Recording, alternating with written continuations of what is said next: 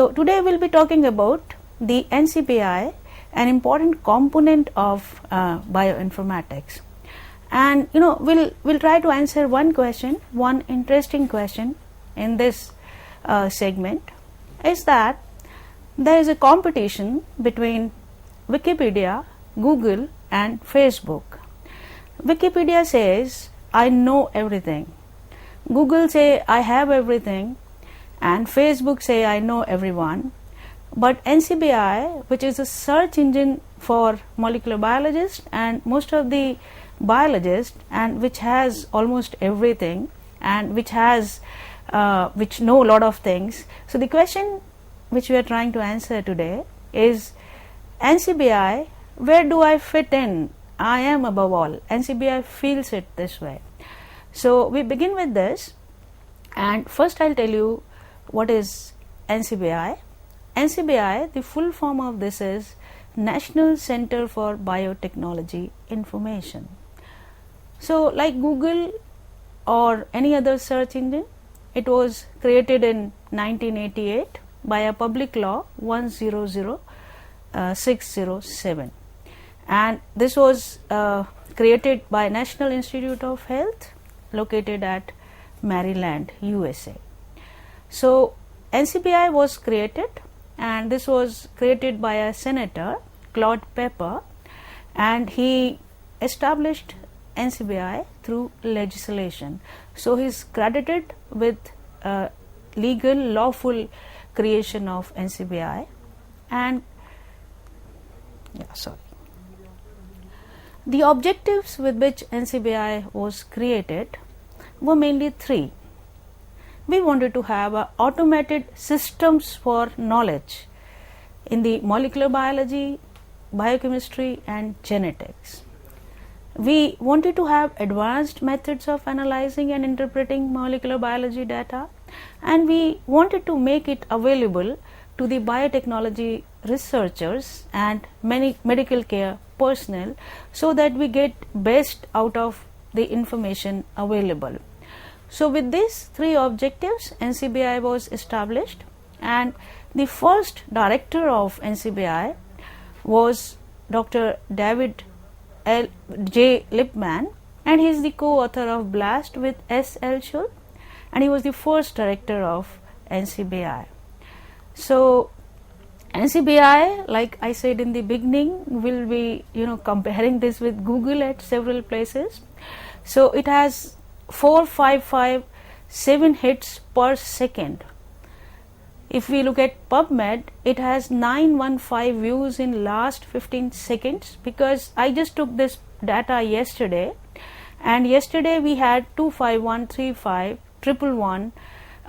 hits in by that time when I looked at this data. So it is very widely popular among molecular biologists, and people use this very often.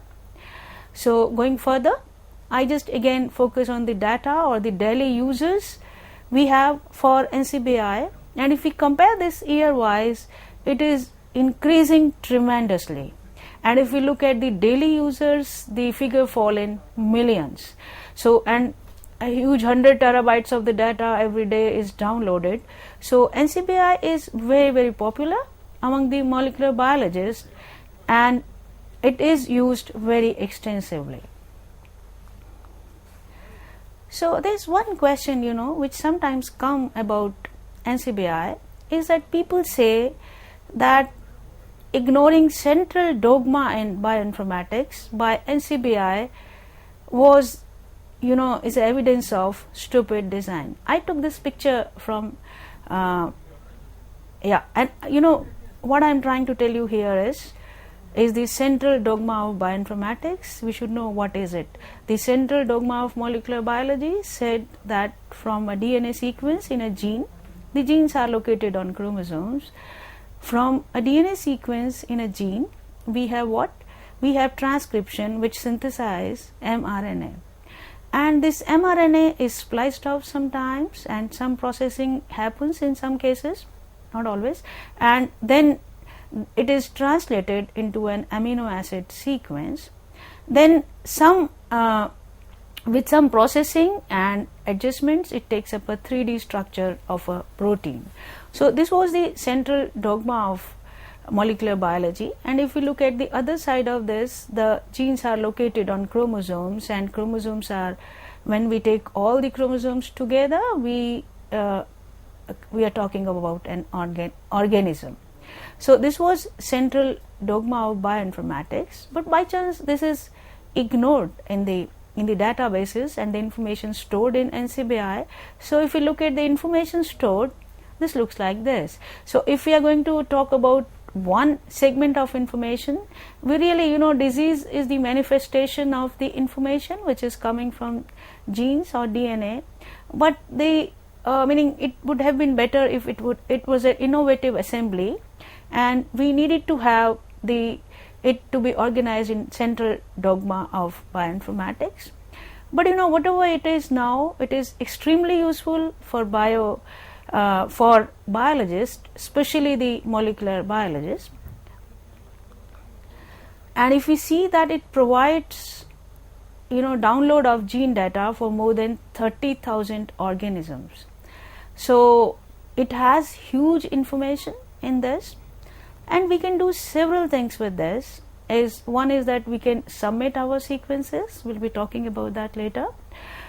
We can submit our sequences, we can download the sequences present there, and it's a good learning tool as well. It provides you lots of webinars and lots of videos and e-learning material where you can learn about molecular biology and the data stored in this. It has we can use this as an API tool, and we can use this as it is in our programming. This provides several tools so that we can analyze our data. So it is used for searching the data, and we can also analyze our sequence in several ways. It is used for research because a lot of projects of NCBI are also going on for research. So NCBI in itself is a big entity, a big component of bioinformatics, and it holds huge amount of data. So with this introduction about NCBI, I start with the detail about some components of NCBI. The content which I like to discuss in today's lecture is that we'll first have a look at the resources available at NCBI in this first section, and then we'll have a look at the databases available at NCBI and what is the data retrieval tool, that is NTRES, which is doing this. Then we'll look at the databases available, but we'll take nucleotide database a bit in more details, that being a portion of the syllabus. So then in the section 2 we'll talk about the popular resources, and we'll talk about the BLAST, the most popular resource, that is BLAST. So the data, from where the data is coming in NCBI. So data in NCBI is coming from 3 resources.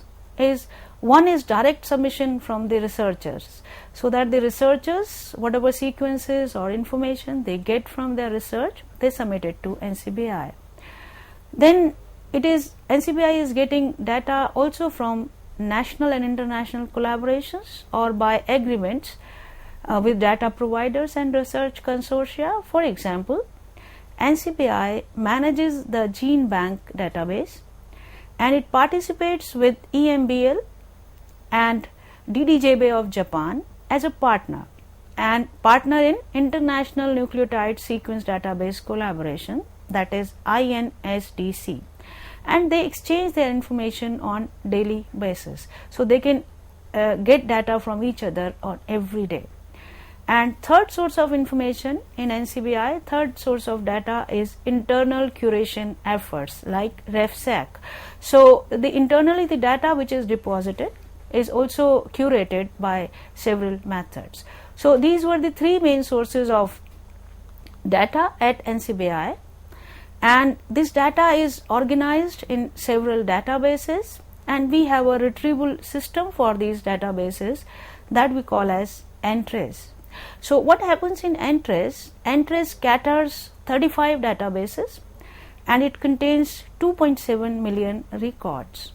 So NTRES if we like to define ENTRIS, ENTRIS is an integrated database retrieval system with which all databases and records are handled in an integrated manner. So we can treat all the records at one go with ENTRIS.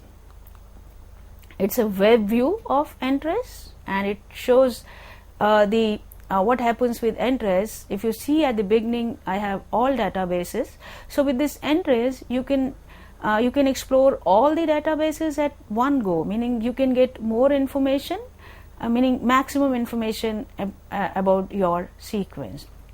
Then this ENTRIS also provides it a login, and you can save your searches.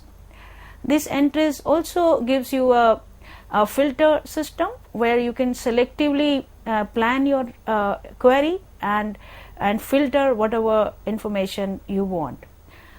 Then in the search box of ENTRIS, you can enter any text, or maybe you can enter any boolean, or you can add queries. We'll be doing this later, but you can search any information. So ENTRIS, I said, it's a very powerful tool, very powerful option for conducting precise searches and managing the results in ENTRIS. And apart from, I said, we have a login facility, we can filter our searches. We also have an advanced search interface where specialized search fields or search fields for each database can be performed, meaning we can be selective in what we are looking for with this ENTRIS system. Then ENTRIS also saves a search history of whatever we have searched, and that can be saved temporarily on our clipboard, so that if we want to go back, we can have a look at that again. And also the most important thing with ENTRIS is it integrates data with link within and between the databases. So this thing is the most important thing. This interconnectivity is important, not that we get more result, our search result is important, is expanded, but it also reveals several unexpected connections that leads to new scientific discoveries. So working with ENTRIS has really been good, and it is giving good, meaning more consolidated information about the sequences. And I told you already that ENTRIS supports Boolean queries. It allows us to download the data in different formats, and it also links the records between databases based on their relationships. So that was about ENTRIS. Apart from all this, ENTRIS also has a link out service. What is this link out service doing? It expands the range of links to include external resources such as organism specific genome databases.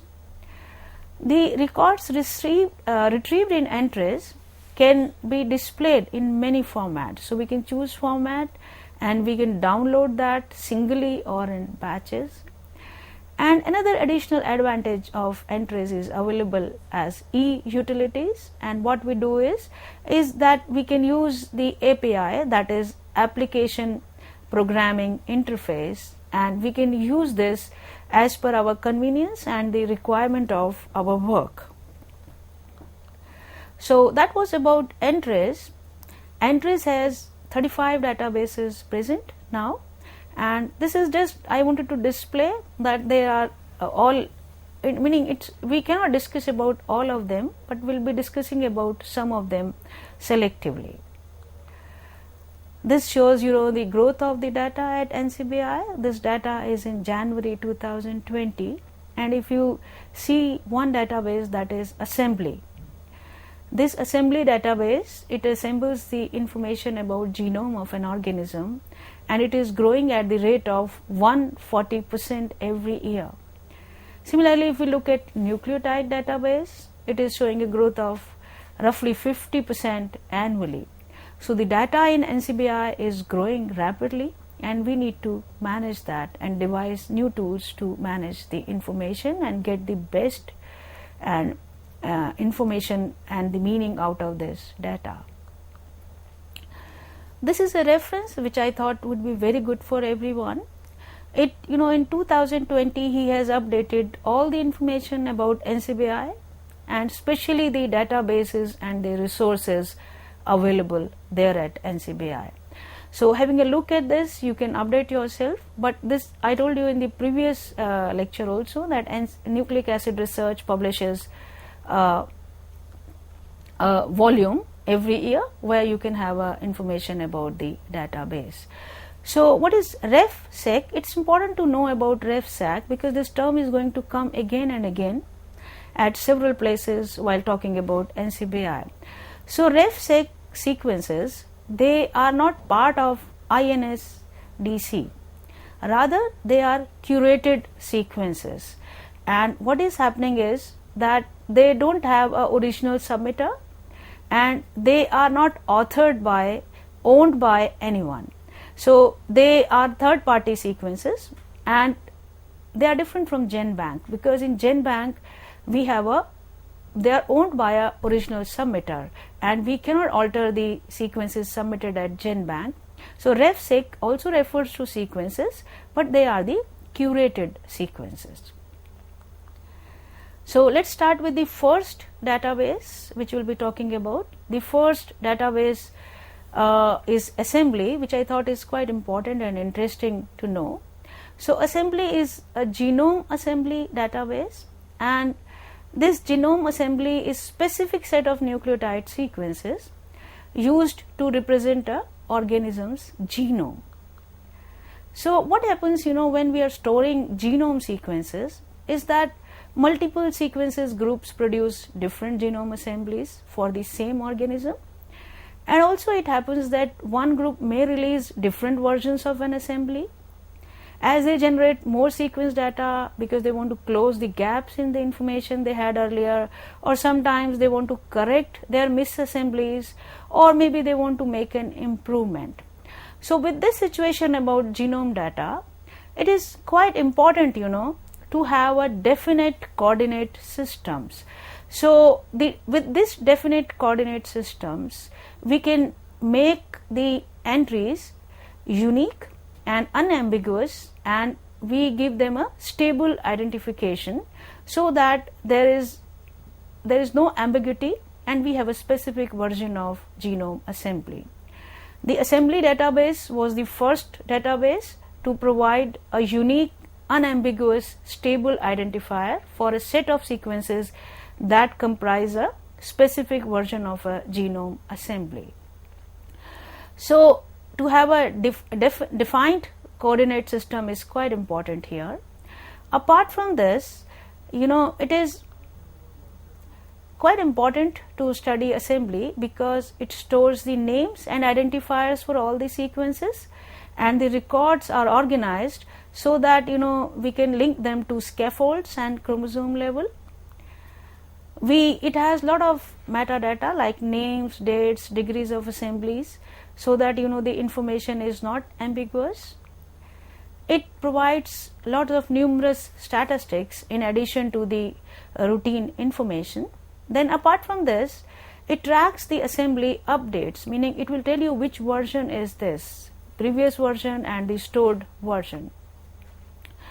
So same way, Bioproject is another database at NCBI which is searchable, and what it does, it links all the projects which are going on in the field of large scale molecular biology, maybe transcriptomics, genomics, metagenomics, or maybe the expression databases, and so it serves as a central point and you can search the information in one project and in the other projects also.